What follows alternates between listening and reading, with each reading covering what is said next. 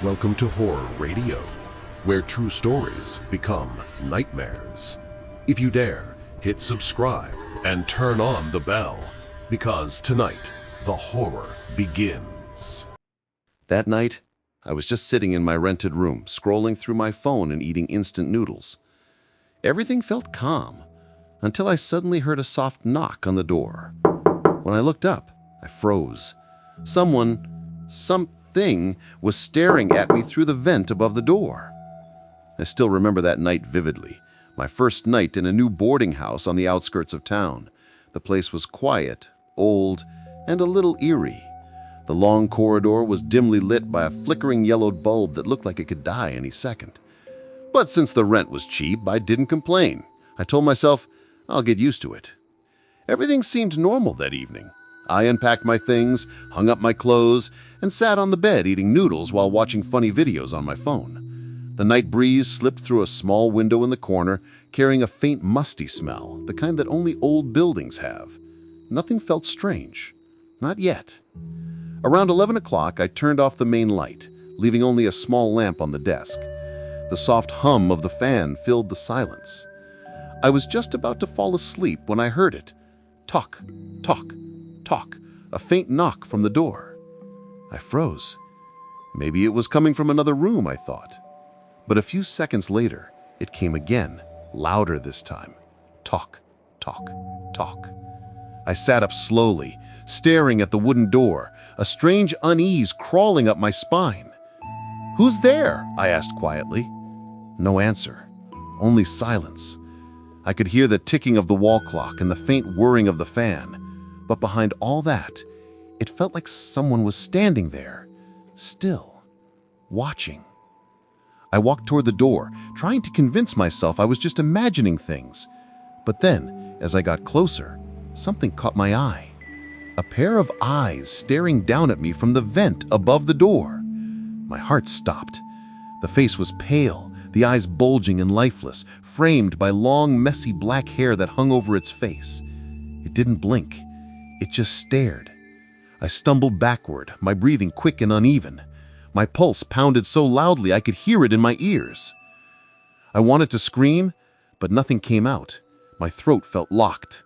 Those eyes, they moved, following me as I backed away. I could feel the air grow colder, heavier. The figure began to lean down slowly, and I saw its cracked lips moving as if whispering something I couldn't hear. I swallowed hard, terrified. I took another step back toward my bed, but before I could sit down, the door began to shake violently, followed by a scratching sound from the bottom, the sharp drag of nails scraping against wood. I clamped my hands over my ears, but the noise grew louder, sharper, more desperate. Then came the breathing, heavy, wet, and uneven, like something struggling to contain its rage right outside my room. Shaking uncontrollably, I lunged for the light switch. The room flooded with light, but when I looked at the door, the eyes were gone. The vent was empty. Just the old wooden frame and peeling paint staring back at me. I sat frozen on the bed, too afraid to move, too scared to sleep. I stared at that door until the clock hit 3 in the morning, terrified that whatever it was would return. Eventually, exhaustion took over, and I drifted off. But as I started to fade into sleep, I felt a breath against my ear, and a hoarse whisper that made my blood run cold. "This room isn't yours." I bolted upright, drenched in sweat. Morning light slipped through the window. I glanced at the door, and there, at the bottom, were long, fresh scratch marks carved deep into the wood. Later that day, I told the landlady what happened. Her face went pale. She looked at me for a long moment before saying quietly, "You stayed in the back room, didn't you? The one where a tenant hanged herself years ago? Right on that door." I stood there speechless, a chill crawling through my body. The landlady looked down and muttered, "No one stays long in that room. Some say she still looks through the vent at night checking who dares to sleep there. And since that night, every time I hear a soft knock in the dark, I still remember those eyes, staring down at me from above the door." That night, something or someone was watching us from the window. It wasn't clear at first, just a faint shadow, barely visible behind the dusty glass. But when it leaned slightly forward, I realized it was looking straight at us. Here's what happened. It was late at night after a long day of fixing up an old abandoned school building on the outskirts of town. My friends and I decided to stay overnight in the school's main hall, a huge empty room with cracked walls, flickering lights, and air that smelled like damp wood. It was quiet, cold, and a little unsettling, but we were too tired to care. We spread out some mats on the floor, poured cheap instant coffee into plastic cups, and tried to relax. For a while, everything seemed fine. The sound of crickets filled the night, and the wind gently rattled the doors. One of the ceiling lights flickered now and then, but we laughed it off. Then the air started to change. It grew colder, not the kind of cold you get from the night breeze, but a heavy, crawling chill that seeps into your skin. I tried to shake off the uneasy feeling, telling myself it was just exhaustion. But deep down, I knew something wasn't right. I felt it before I saw it, the sense that someone was staring. My eyes scanned the dark corners of the hall, the cracked floor, the peeling paint, the stacks of old desks, until they landed on the window. That's when I saw it. Behind the fogged, grimy glass, a figure stood still. Not moving, not breathing, just there. Its head was tilted slightly to the side, as if trying to peek inside. The longer I looked, the clearer it became. It wasn't my imagination. Something or someone was standing outside, staring at us. I couldn't make out the face, but I felt its gaze. Cold, empty, heavy enough to make the air in my lungs freeze. The flickering light above us buzzed, flashed once, and for the briefest moment, I saw it. A pale, featureless face pressed against the glass. Then darkness again.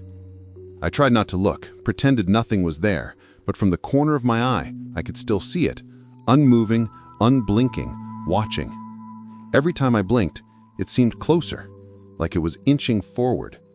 The torn curtain by the window shifted slightly, but the shadow didn't move. The room went dead silent. Even my friends stopped talking. The only sound was the faint hum of the light in our breathing, quick, shallow, and uneven. I could feel goosebumps creeping up my arms. The light flickered again, and the figure was gone. Just like that, vanished. I sat frozen for a moment, trying to convince myself it was a trick of the light, but when I turned to my friends, they were all staring at me, their faces pale. Without saying a word, I pointed at the window. They turned to look, and that's when it came back. The same shadow, right there behind the glass. This time closer, this time clearer. It leaned in just enough for all of us to see that faint, distorted outline of a face staring through. No one moved, no one spoke. For what felt like forever, we just sat there, terrified, eyes locked on the window. Then the light flickered once more, and the figure disappeared. One of my friends grabbed a flashlight and ran toward the window. He shone it outside, but there was nothing. Only the empty schoolyard, dark and silent, no footprints, no movement, just cold air pressing against the glass. None of us slept that night. We sat huddled together waiting for the sun to rise, too afraid to close our eyes. Every creak of the floor, every whisper of wind made our hearts jump. When morning finally came, we dared to check the window again. The glass was covered in a thin layer of fog, and there, high up near the top, were 5 long fingerprints. Not from the inside, but from the outside. Way too high for any of us to reach. We didn't talk about it. We didn't have to. Every one of us saw the same thing. That was the last night we ever stayed in that hall. And even now, when I pass by that school, I can't help but look at that same window, half expecting to see a faint shadow, still there, watching. I still remember that night, when from the darkness of the old overgrown garden, a pair of glowing red eyes suddenly stared back at us. At first, I thought it was just light reflecting off something, but the longer I looked, the more I realized it wasn't a reflection. It was watching us. A pale, human-shaped figure stood between the trees, completely still. The air around us shifted, colder, heavier, and filled with a kind of fear that didn't make sense. That night had started harmlessly, just me and 3 of my friends going out to hunt snails in the fields. We often did this. The snails sold well, and the best time to find them was at night after the rain. We walked along the rice field path, each holding a small flashlight. The air was damp, the ground soft beneath our feet, and the only sounds were the crickets and frogs in the distance. To our left, the wide rice fields shimmered faintly under the starlight, but to our right stood an old, abandoned garden, overgrown and wild. Locals said the owner had died under strange circumstances, and since then, no one had dared to clean it up. The place looked like something out of a nightmare, trees tangled together, shadows twisting in the dark. At first, we ignored it.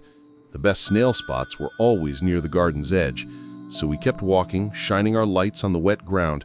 But the night felt colder than usual, though, the kind of chill that doesn't come from wind, but from something unseen. After a while, I noticed something odd. The frogs had stopped croaking. The crickets, too. Everything went completely silent. It was so quiet I could hear my own breathing echoing in my ears. That's when the feeling hit me, the sense that someone was watching. I lifted my flashlight and aimed it toward the garden. At first, I saw nothing but tangled branches. Then as I slowly moved the beam to the left, something white appeared between the trees. I froze. The light shook in my hand. The thing was standing upright, tall, motionless. It looked like a person covered in a long white cloth. But at the top of its body, 2 red lights glowed where the eyes should have been. They weren't reflections.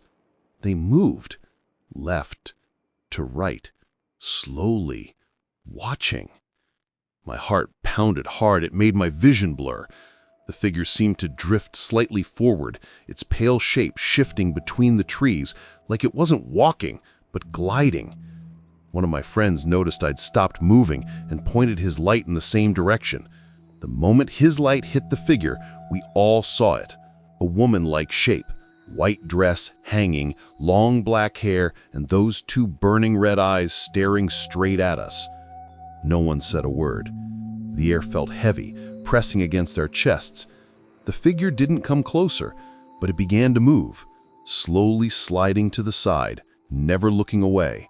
Every time we turned the light, it shifted positions, as if circling us from a distance. Then the wind picked up.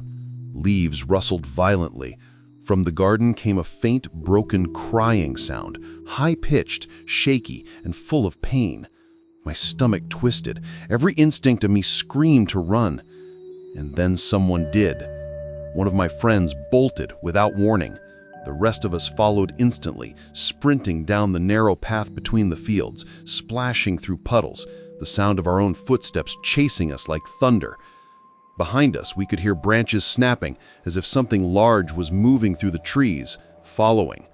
None of us dared to look back.